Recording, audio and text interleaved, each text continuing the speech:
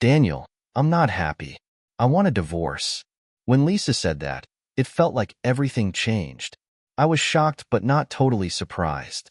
After almost 20 years of marriage, I noticed she was talking more to her friend Khloe, who thinks she knows a lot about marriage because she's been divorced 3 times. Daniel, did you hear me? I said I want a divorce. Yes, Lisa, I heard you, I said, trying to stay calm. This is serious, and I don't want to react without thinking. I've always tried to be a loving husband and a good father. You never said there were problems, so this surprises me. But if our marriage makes you unhappy, I won't stop you. It hurts, but I'll support your decision to divorce. Can you tell me, is this something new, or has it been building up? Lisa's response was cold. Yes, it's been building up. I need space and time to try new things and meet new people. Legally, we have to be separated for 90 days after signing the papers. Who knows, I might change my mind and decide not to go through with the divorce. I took a moment to process her words. I've heard that during the 90-day separation, we're free to date others without it being considered cheating. But we both have to agree to stop the divorce. Either one of us can proceed without the other's consent. Lisa looked taken aback, not realizing I had the same freedom. I thought that if I filed first, it would be my choice to continue or stop the divorce. I shook my head. That's not fair, Lisa. I'll file too, so we're on equal footing. Does that sound reasonable? Lisa hesitated. I suppose. Are you saying you want a divorce too? I thought I was a good husband, father, and partner. I'm not asking for a divorce, but I won't block your future. You've been a great wife and mother, but you wanting more shows I've fallen short. Do you have a lawyer already? No, I haven't gotten the documents yet. I plan to hire Blake Parker. He handled all of Khloe's divorces. Khloe again, I thought. I'll probably ask my cousin Emma to handle my side. I know you don't like her, but she's a tough and kind-hearted lawyer who works hard for her clients. At the last family gathering, she offered to represent me for free if I ever needed a divorce lawyer, after a few drinks. Wow, Lisa muttered. So what now? Let's use the next 2 weeks to prepare. We'll start our separation at the beginning of next month. Why do we need to prepare before the separation? Lisa asked, looking confused. I explained, the separation is to see what life after divorce might be like, to help us decide if it's what we really want. It should be a trial period for post-divorce life, so we don't end up in a messy situation later. Does that make sense? I guess I hadn't thought about it that way, Lisa admitted. Let's go to the kitchen, grab a notepad, and list everything we need to do. I'll make some coffee, I suggested, leaving the bed. When Lisa joined me in the kitchen, the coffee was already brewing, and I was jotting down notes. All right, there's a lot to consider. We should start by talking about the kids. What do you mean? Lisa asked, her tone weary. We need to explain what's happening to them, make sure we give them the same message, and reassure them it's not their fault, I said. Lisa looked concerned. Breaking the news to our daughters will be hard. They might not take it well. Do we have to tell them right away? Can't we wait out the 90 days and maybe avoid telling them if things change? I disagreed. We need a plan for the inevitable questions about the separation. I think you should stay in the house during the separation to keep things normal for them. We can still spend time together sometimes. Lisa was skeptical. But what about our social lives? What if one of us wants to go out and the other doesn't? It could lead to resentment. We need to experience post-divorce life properly. How will the kids react if they see us with other people? We'll need to tell our extended family and friends too, to avoid any misunderstandings or rumors about infidelity. It's crucial to be consistent in our message and show our love for them. I insisted, professional counseling might help, but I believe our daughters are strong enough to adapt. I tried to lighten the mood. Who knows, they might gain more grandparents from our new partners, which means more gifts for special occasions. But we'll have to coordinate events like birthdays and holidays carefully. Lisa sighed, still looking doubtful but resigned. All right, let's start planning. I pointed out to Lisa the importance of keeping our new relationships discreet. I suggested that if either of us started seeing someone else, it would be more appropriate to meet them elsewhere rather than bringing them home while the other parent was around the kids. We then talked about the financial impact of having 2 separate households, realizing that our expenses would go up a lot. I explained that we would both need to handle our expenses on our own. I mentioned that we need to divide our joint assets, which means closing joint accounts and arranging child support. Understood, Lisa said, looking shocked. There's so much to do before we start the separation. I'll look into renting an apartment closer to my work. I continued, that way, the girls will have a place to stay when they visit me. Usually, the non-resident parent sees the kids every weekend and every other major holiday unless we agree on something else. Lisa seemed surprised by how prepared I was. I thought you'd be dating more frequently, she noted. You and the girls always have so much fun together. I'll stay involved in their lives as much as possible, I assured her. But you'll need to be ready to take on some of the responsibilities I currently handle. Weeknight visits might be tricky because of school commitments. You might also need to help your new partner's children with their activities, just like I would if I met someone. We then discussed logistical challenges, like managing belongings in 2 locations and transportation issues, especially if I don't live on the bus route for their school, which could disrupt their routine. This isn't unfolding as Khloe assured, Lisa mused. She said you would relent at the mention of divorce, offering to maintain everything you do for the family while allowing me to date others. I'm losing control of the situation rapidly. I could see she was struggling. I'm stunned, Daniel. I need to get some rest. We'll reconvene tomorrow. I'm going back to bed. Sorry, honey, but I need to jot down a few more things before I turn in. You know how my mind works. The more groundwork we lay now, the easier it will be. Lisa barely slept that night. She needed to speak to Khloe and update her on my unexpected response. Khloe would know the next steps. This assurance allowed her to eventually drift off.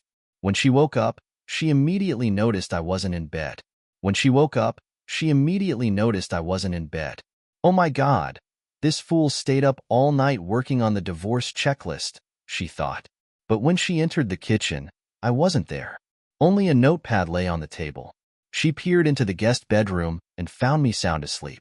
Returning to the kitchen, she started making breakfast. As everything cooked, she glanced at the notepad. Under the heading Liability to Change, I had listed tasks like adjusting the mortgage, homeowner's insurance, utilities, car payments, health insurance, and more. This was on top of the banking changes we had talked about the night before. The next page detailed my expected expenses for the apartment and a budget showing how much child support Lisa would need to keep up her and the girls' current lifestyle. The budget showed a shortfall of several hundred each month.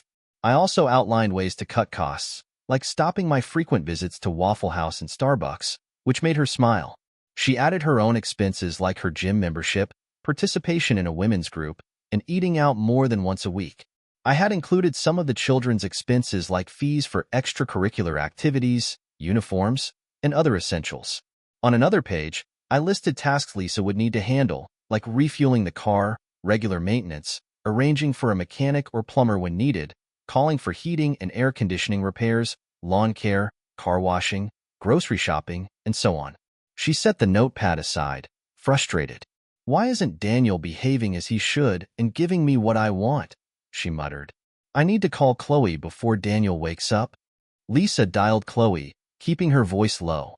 Hello, Khloe. It's Lisa. We have to keep our voices down because Daniel is sleeping nearby. How did it go last night? Khloe's voice conveyed excitement, anticipating a positive update.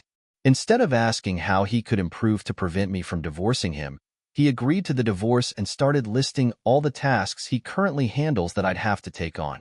Daniel intends to rent an apartment and only take care of the girls on weekends. He insists we truly separate and behave as if we're divorced to decide if we want to proceed after 90 days. He doesn't seem genuinely frightened by the prospect of divorce. What should I do? Listen, foolish girl, Khloe snapped. He's trying to manipulate you. He's bluffing. There's no way he'll actually sign any papers. It's a shame he feels the need to enumerate all the small things he does to make you feel more dependent on him than he is on you. Remember, you control the kids and what happens between your legs. Those are the 2 things that will keep him in line. It's all talk on his part. Don't worry. Soon, you and Michael will be enjoying each other, and you'll still have a husband at home. I hope you're right and Michael is worth it. Well, Daniel hasn't done anything yet. I'll stay firm until I see his next move. Thanks, Khloe. He's getting up. I have to go. "Hey Daniel, would you like some coffee?" Lisa asked nervously as I walked to the coffee pot. I mentioned that drinking coffee late at night wasn't a good idea. I hardly slept last night. Why didn't you join me in bed? Well, I went for a walk, but I didn't trust myself, I admitted. What do you mean, sweetheart? She asked, confused. I saw you sleeping, undressed, and I became quite aroused. You're still the most beautiful woman I know, but I'm hesitant. I fear that if we were to make love, it would only be out of pity to ease my pain over the divorce proposal. I wasn't sure I could resist. Darling, we're still married. I belong to you and no one else, at least until we separate. Can't we act like husband and wife until then? I'm afraid not. I'm more convinced than ever that we need to start acting like we're separated immediately, even though the official split won't start until the first of the month. When you said you were unhappy, it essentially began then. It'll be difficult for me, but I genuinely want to see you happy, even if I no longer play a significant role in your life. Lisa tried to reassure me. Our separation doesn't necessarily mean we have to pursue a divorce. Just relax and give me some time to discover myself. I'm confident we can remain married and maybe even strengthen our bond. I expressed my doubt. I'll take the day off to handle the division of our affairs. Billy will oversee the maintenance crews today. We need to sort out our finances and accounts as soon as possible. Don't be late for work. I'll prepare breakfast for the children and take them to school. Later at the office, Michael, a charming colleague, came by to flirt with Lisa. She felt anxious but agreed to discuss enjoying music together at a later time. Her thoughts shifted from our separation to memories of her carnal moments with Michael in the elevator. When Lisa returned home from work, she noticed signs that I had been there during the day. This sight brought her some relief, and she felt emotionally prepared to confront the financial matters we had discussed.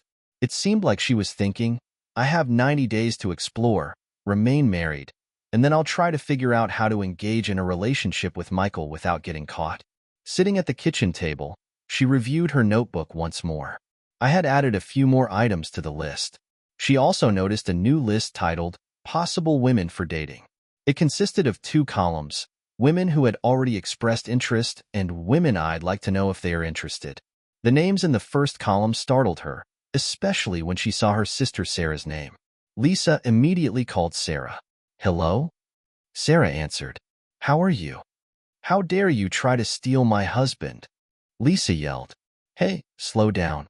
What's this about? Sarah asked, confused. Daniel made a list of women who said they wanted to date him, and your name is on it. I'm not sure about the list, but I did once tell him, after having too much to drink, that if he ever wised up and left your unappreciative self, I'd be interested in taking your place. Wait, what's happening? Is Daniel presenting you a list of women interested in him? Are you implying there's trouble in paradise? Did you catch him, or did he catch you with someone else? That's beside the point.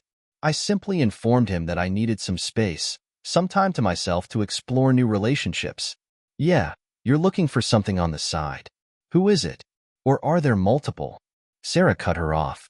No, I haven't been involved with anyone yet. Daniel and I are just going through the 90-day separation, and then we'll decide if we want to remain married or not. All right, Sarah said, her tone accusatory. You're obviously looking for someone specific, and if you want to be carnal with Daniel, there's nothing you can do about it. I'll be pursuing Daniel myself once you're legally separated. He deserves better.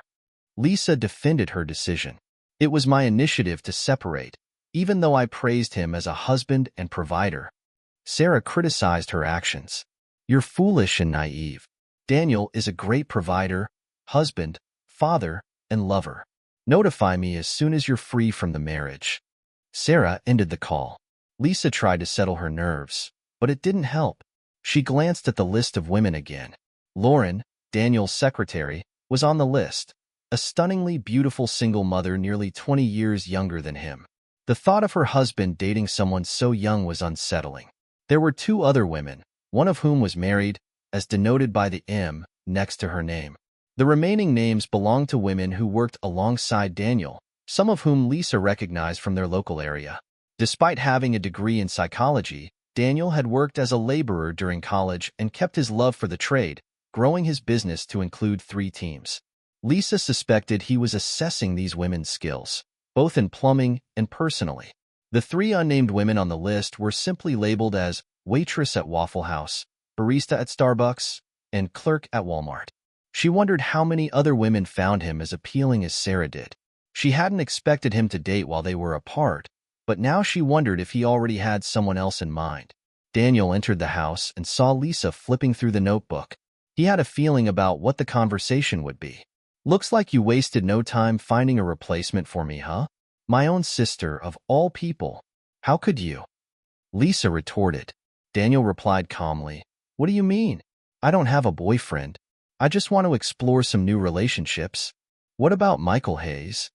Daniel inquired. "How do you know about that?" Lisa questioned, her face turning pale. "Michael Hayes? What's your plan today?" "I bumped into Megan, your boss's secretary, at Walmart during lunch break. She's a notorious gossip. Don't trust everything she says." Lisa couldn't resist asking, "What did she say?" "Megan mentioned that you're pretty close with one of our new partners, Michael Hayes. Apparently, he visits your office often, and you two have lunch together every day. Considering our company's strict policy against office fraternization, I asked what was going on," Daniel said, watching her closely. "Michael is just an old college friend," Lisa responded quickly. "We hang out sometimes, that's all."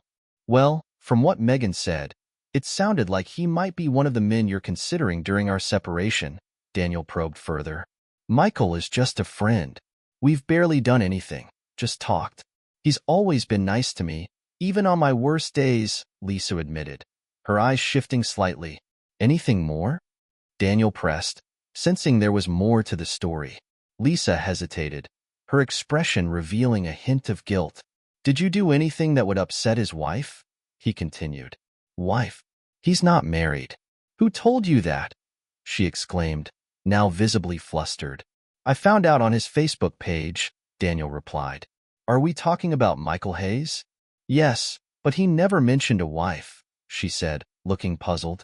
"His profile says he's married to Victoria and has 2 sons, Daniel revealed. "It was updated just 3 days ago, and his wife's posts suggest they're still very much together." Lisa looked shocked. "I had no idea he was married. I would never do anything to break up a marriage." "Seems like you're okay with breaking up our own marriage, though," Daniel shot back, feeling a pang of bitterness. There was a heavy silence as Lisa realized she was cornered. Michael was the main reason she was contemplating ending things with Daniel, but she couldn't admit that now. "Well, he was just one of several men I might consider dating. I can make a list just like you," she deflected. "Oh my God, I just remembered something crucial. If we decide to stay married after the separation, we need to exchange medical reports to ensure we're both free of sexually transmitted diseases," Daniel interjected. "You're being ridiculous," Lisa snapped. "It's just a precaution. I wasn't really planning on dating anyone, especially since it's only for 90 days. But if I feel the urge, I can find someone. I'm sure you want to feel safe too. It's not just about you. It's about who you're with and who they've been with," Daniel explained calmly. "Fine, whatever," she muttered, trying to dismiss the subject. "So, what's next on your to-do list?" she asked, changing the topic. "Well, I've got a lot on my plate. Starting with sorting out our finances and accounts, dealing with the mortgage, utilities, and the like will be next. Oh, I found a potential apartment closer to my workplace. Lauren, my secretary, works as a night manager at the Royal Arms. They have a 2-bedroom unit available, and if I become an apartment maintenance specialist, I could get a 50% discount on rent. That means more money for you and the kids," Daniel informed her. "You haven't signed the lease yet, have you?" "We have 90 days. Maybe you won't need to move out," Lisa suggested, trying to keep her voice steady. "No, I haven't finalized the lease yet. Lauren mentioned they typically don't do month-to-month rentals, but she might make an exception for 90 days.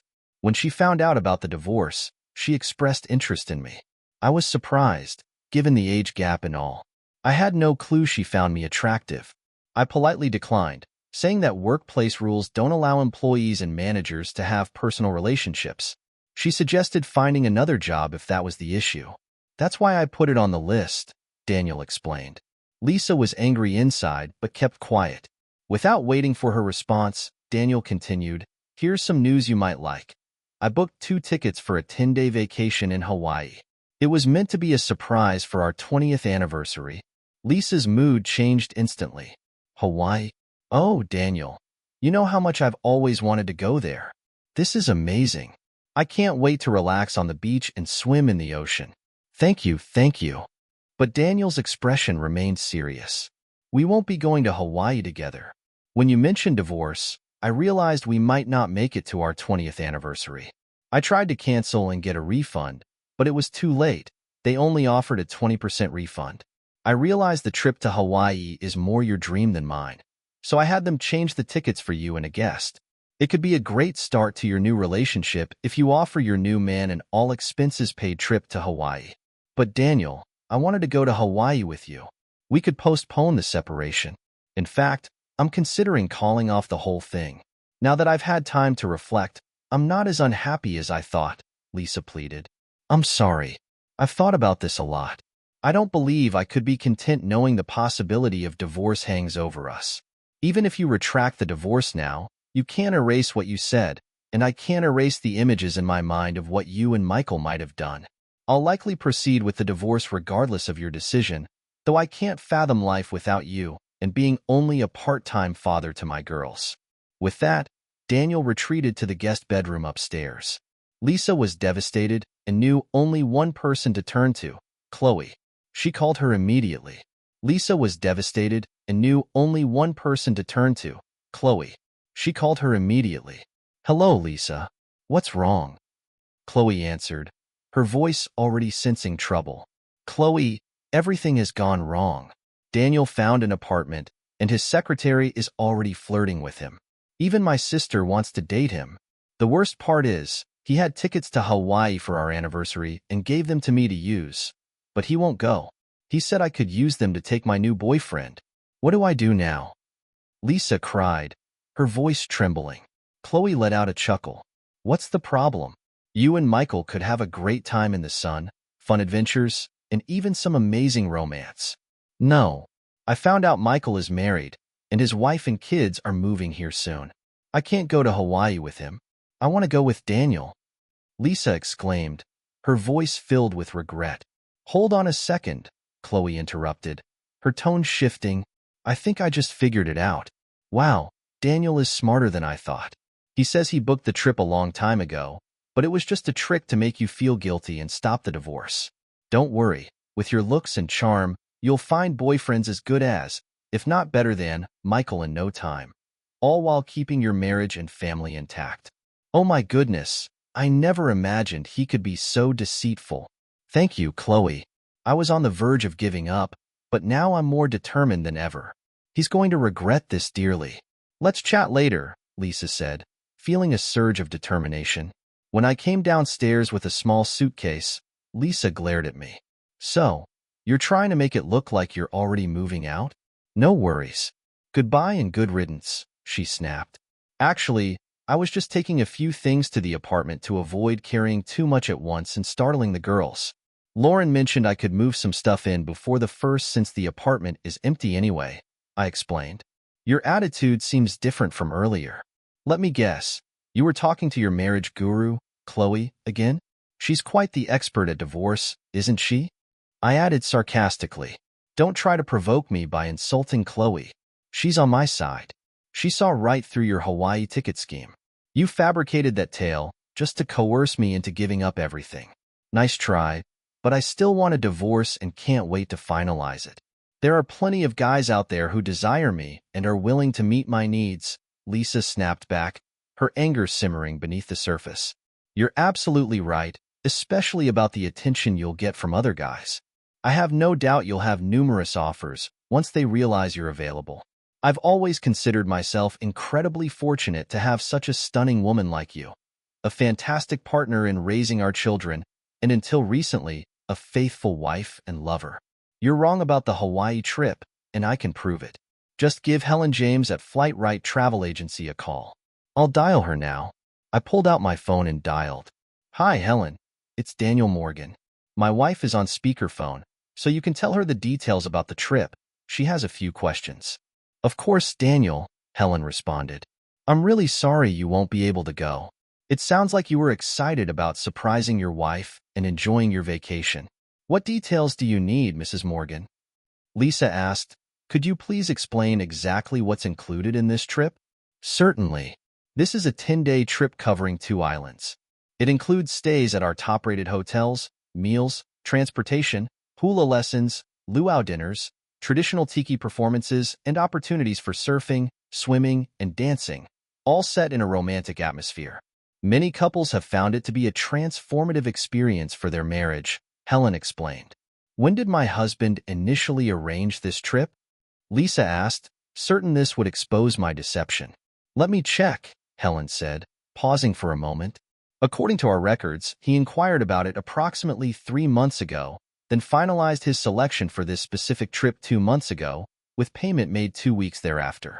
Yesterday, he contacted us to cancel the booking, resulting in a 20% refund. I was surprised when he suggested that you could still go and find another companion. That says a lot about the kind of husband he is. You're quite fortunate. Any other inquiries? No further questions. I'll get back to you soon with the name, Lisa replied, trying to process the information. After the call ended, Lisa tried to anticipate Khloe's response. You think you've outsmarted me once more, don't you? You and Helen conspired to fabricate this Hawaii trip story before I even mentioned divorce. Well, I've caught on, she said, feeling a twisted sense of pride in her deduction. I let out a heavy sigh. You should talk to your parents. What do my parents have to do with this? She snapped. Who do you think will look after the girls while we're away? I asked. Fine, let me call them, Lisa responded, caught off guard. No need to rush into it, dear. I'm already dialing, I stated. Daniel, wait. But her mother answered the call, recognizing the number. Lisa, how are the girls? I'm glad you called. Hi, Daniel, her mother said warmly. Hi, Mom, Lisa replied hesitantly. Mom, this is Daniel. We're on speakerphone. Hold on, let me get Dad too, her mother said. In the background, we heard her father's voice. Frank, it's Daniel and Lisa on the phone. Honey, what's going on, guys? Frank joined the conversation. When Lisa remained silent, I spoke up. Lisa knows now, so no need to keep it a secret. We're sorry we can't go, but I didn't mention why when I called earlier. I hope it's not health-related. When you called this morning and said we wouldn't babysit the girls for your Hawaii trip, we were disappointed. We were looking forward to having them with us for 10 days, and we felt bad for Lisa that you couldn't go with her. We know how much she wants to go, but she'd rather go with you than anyone else. Have you decided who to take, Lisa? It'll be tough for whoever stays, her father commented. No, Mom, I haven't decided yet. How long ago did Daniel discuss the Hawaii trip with you? She asked, sensing a trap. I'm not sure. Frank, do you remember? It was around New Year's, wasn't it? Her father replied. Almost sure, 2 or 3 months ago. He mentioned it early so we could stock up on snacks. These two can eat anything and never gain weight, her mother said, chuckling. Daniel, Lisa's mother interjected, concerned. Is everything okay with Lisa? Why are you asking when Daniel talked to us? Did something happen between you two? Oh God, did you break up?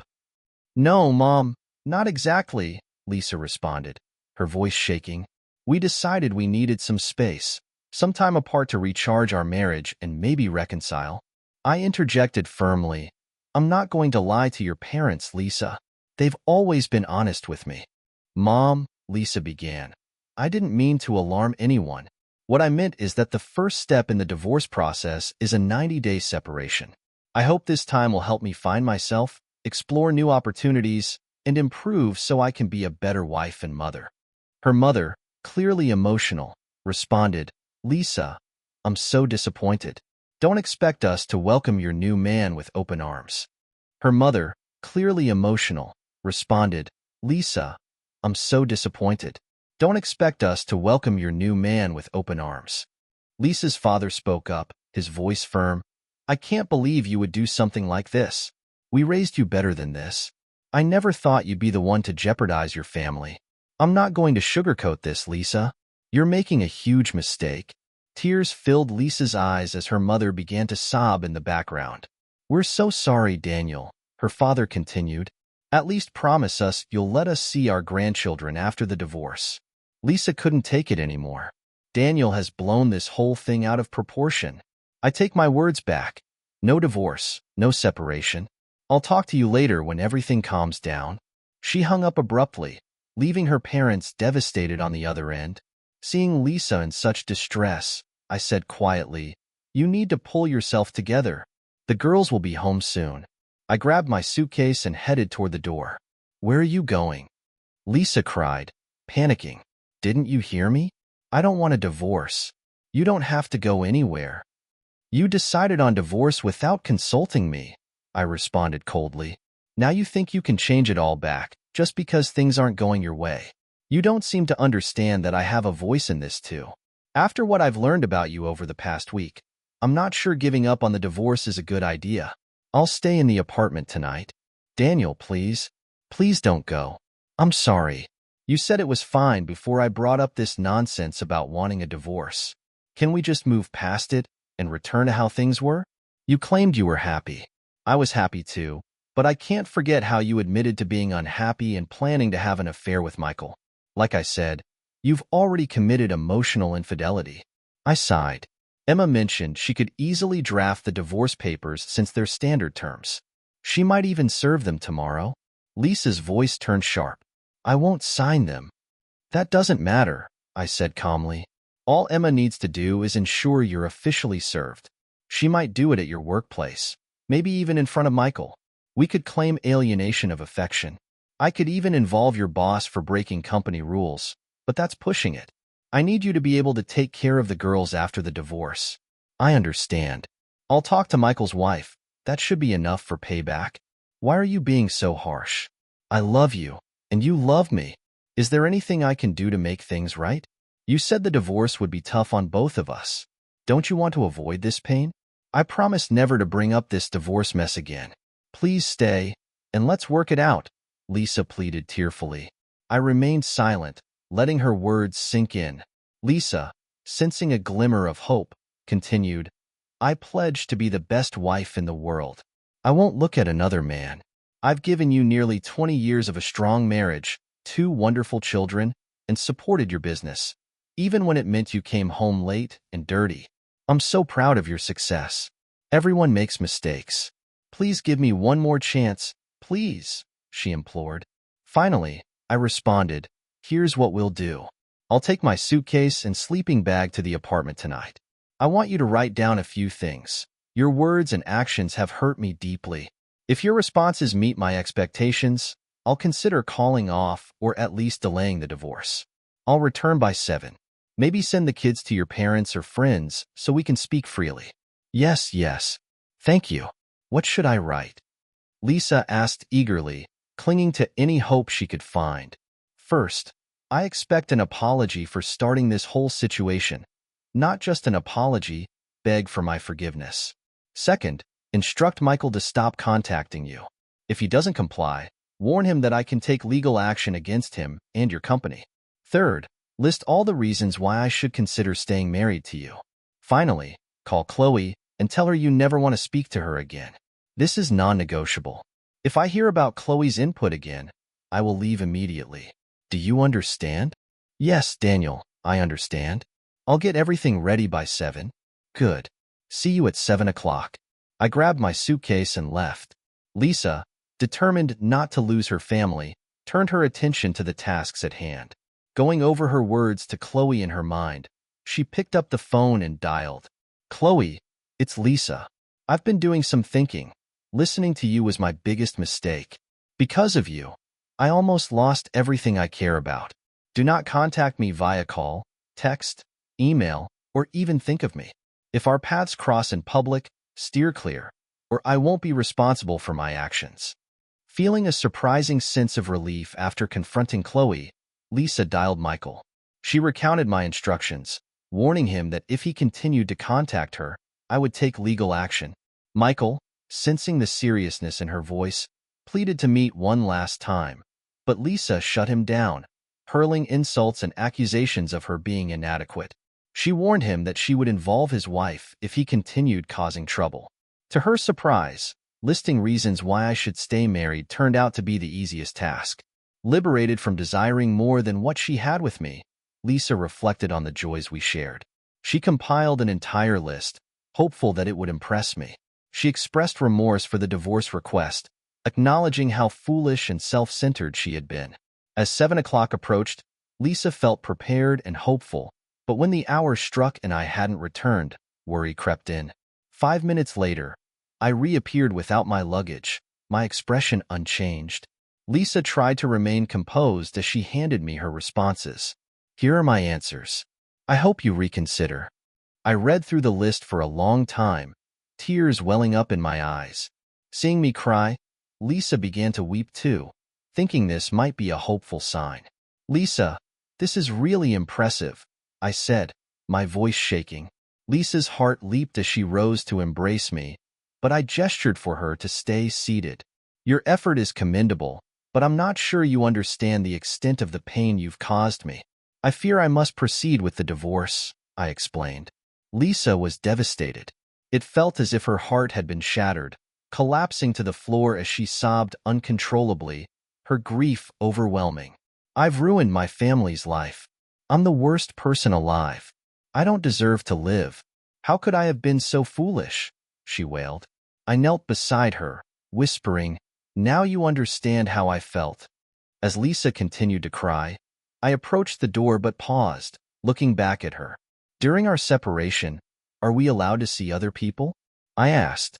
Through her tears, Lisa struggled to speak. If dating others is allowed, what are your plans for Friday night? Would you like to have dinner and see a movie? Are you asking me out on a date? Lisa exclaimed, wiping her tears. Yes, I think our relationship has changed, but maybe we can start fresh, I suggested. With renewed hope, Lisa rushed toward me. Yes, yes, 1,000 times yes, she cried. Second story. I've been married to my wife for 5 years, and we've been together for 9. Last weekend, I found out she's been having an affair with someone at work for at least 3 months. She says they were just friends for a year, but it turned flirty in the last 3 months. She claims they haven't slept together, only kissed and cuddled, but the messages suggest otherwise. I found Snapchats with content and messages like, last night was fun, and you should go on top more. I asked her 3 times in the past 2 months if she was cheating, and each time she said no and got upset that I even asked. The guy she's been seeing is also married and has 4 children. He has multiple affairs, including one with someone who has a 3-month-old baby. My wife has lost everything. We have a beautiful 3-year-old, a home, and no financial worries. I have a good job. I did everything for her. I did the housework, cooking, ironing, and paid for everything. Maybe I made things too easy for her. Now, she's staying on a friend's sofa and looking for emergency accommodation. I've tried to be amicable, letting her see our child 4 times this week. Despite this, I'm feeling all sorts of emotions, from anger to sympathy for her. I can't stop thinking about whether she and her lover will last and why she did this.